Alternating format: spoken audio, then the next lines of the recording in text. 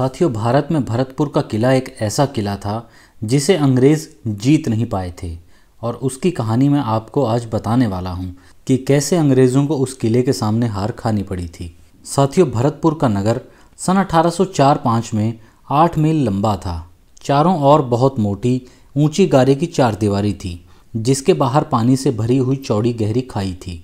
नगर के पूर्व कोने पर भरतपुर का किला था। शहर फसील के ऊपर तोपें चढ़ी हुई थी।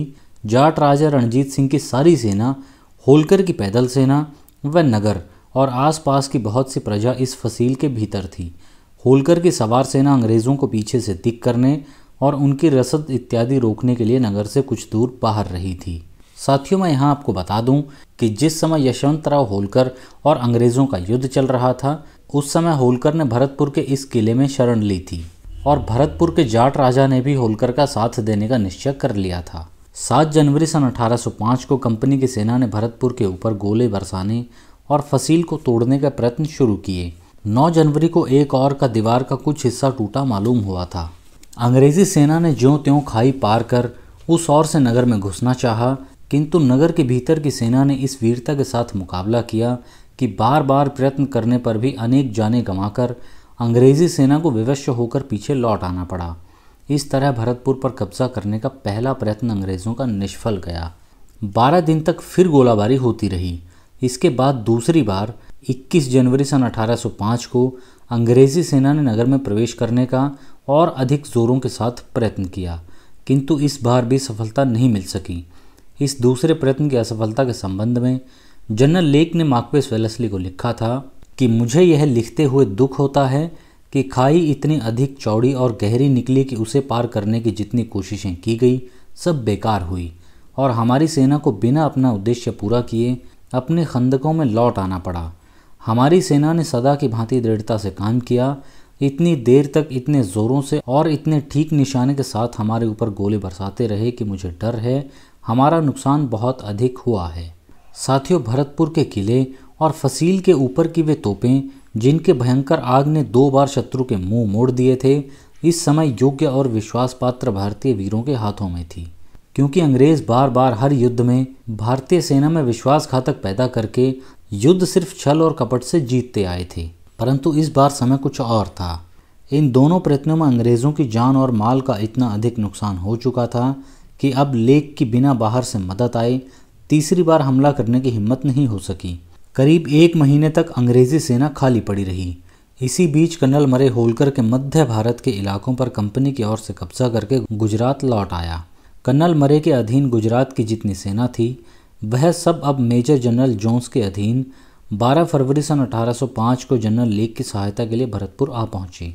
आगरा और दूसरे स्थानों से नया सामान, नई और अधिक भारी तोपें मंगाई गई। फरवरी के शुरू में ऐसे मौके देखकर कि जहां पर फसील कम चौड़ी मालूम होती थी, अंग्रेज़ी सेना ने फिर गोलाबारी शुरू की। अंत में एक नई दिशा से रास्ता बनाकर 20 फरवरी सन 1805 को कंपनी की सेना ने तीसरी बार भरतपुर के अंदर प्रवेश करने का प्रयत्न किया था। लेकिन जिस रास्ते से कंपनी की सेना ने भीतर घुसना चाहा, उसी रास्ते से भीतर की भारतीय सेना ने बाहर निकलकर कंपनी की सेना पर हमला कर दिया। कंपनी के अनेक अंग्रेज अफसर और असंख्य देसी विदेशी सिपाही वहीं पर भारतीय गोलियों के शिकार हो गए। यहाँ तक कि भीतर की सेना ने अंग्रेज़ों के सामने के खंदकों पर भी कब्जा कर लिया। अंग्रेज़ों की ओर सबसे आगे गोरी पलटनें थी।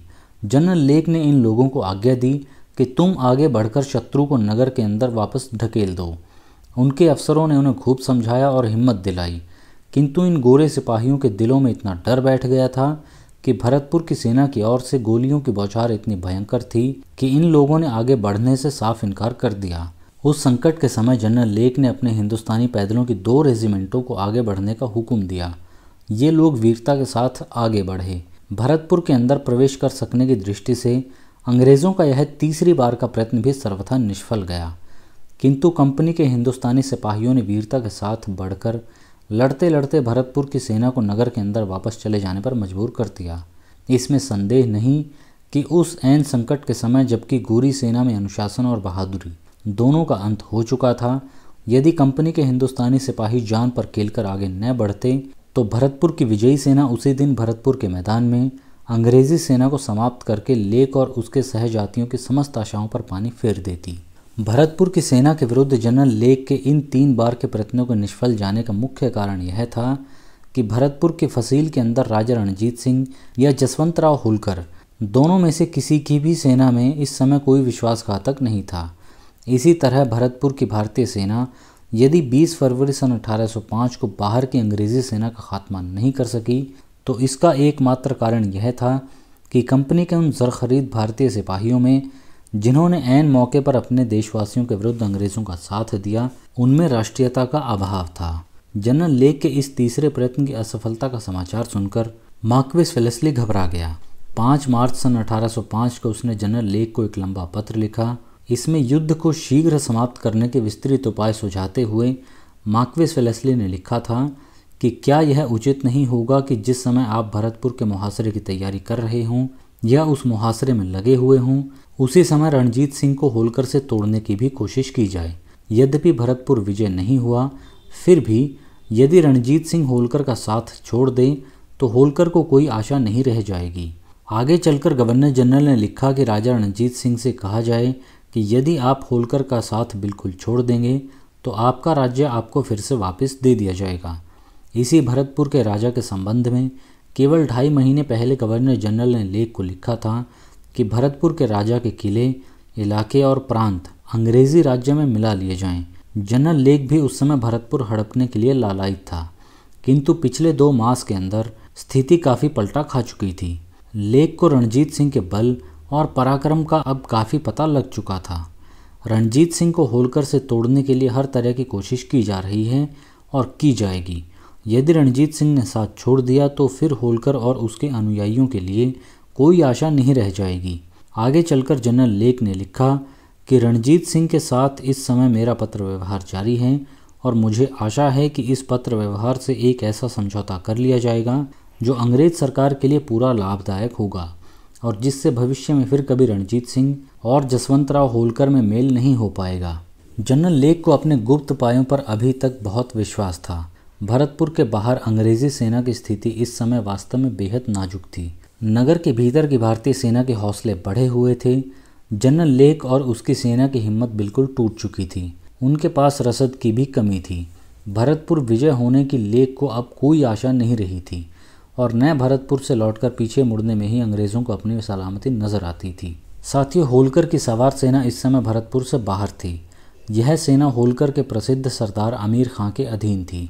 इस बाहर की सेना ने अंग्रेज़ी सेना को खूब दिख कर रखा था और उनके पास रसद का पहुंच सकना करीब करीब असंभव कर दिया था। यदि कहीं अमीर खां एक बार हिम्मत करके पीछे से अंग्रेज़ी सेना पर हमला कर देता तो सामने फसील पर की गई गोलाबारी और पीछे से अमीर खां का हमला, इनके बीच में आकर रही सही अंग्रेज़ी सेना वहीं चकनाचूर हो गई होती। किंतु अंग्रेज़ों के सौभाग्य से अमीर खां शुरू से ही ईमानदारी के मुकाबले में धन की अधिक कदर करता था। 5 मार्च को गवर्नर जनरल ने लेक को लिखा कि मिस्टर सीटन और जनरल स्मिथ को इस बात का अधिकार दे देना चाहिए कि अमीर खां के जो अनुयायी उसे छोड़कर आने को तैयार हों, उन सबको वे ज़मींदारियां देने का वादा कर लें। यदि अमीर खां होलकर को छोड़कर अंग्रेज़ सरकार की ओर आ जाए तो उसे भी जागीर देने का वादा कर लिया जाए। यानी अमीर खां के साथ अंग्रेज़ों की साजिशें इस समय दो रुखी थी। एक तो अमीर खां के आदमियों को लोभ देकर अमीर खां से तोड़ने की कोशिश और दूसरा अमीर खां को लालच देकर होलकर से तोड़ने की कोशिश। जनरल लेक ने गवर्नर जनरल को जवाब में लिखा था कि अमीर खां के अनुयायियों को ज़मींदारियों का लालच देना चाहिए। अमीर खां की मांगें बहुत अधिक हैं। वह शुरू में 33 लाख रुपए और फिर उसके बाद इतनी बड़ी जागीर मांगता है जिससे 10,000 सवारों का गुजारा हो सके। उसकी यह मांग रुहेलखंड में भी थी और अब भी है। चूँकि उसकी पलटनें और तोपें सिंधिया से जा मिली हैं, इसलिए मुझे संदेह है कि अब वह अपनी मांग को कम करेगा।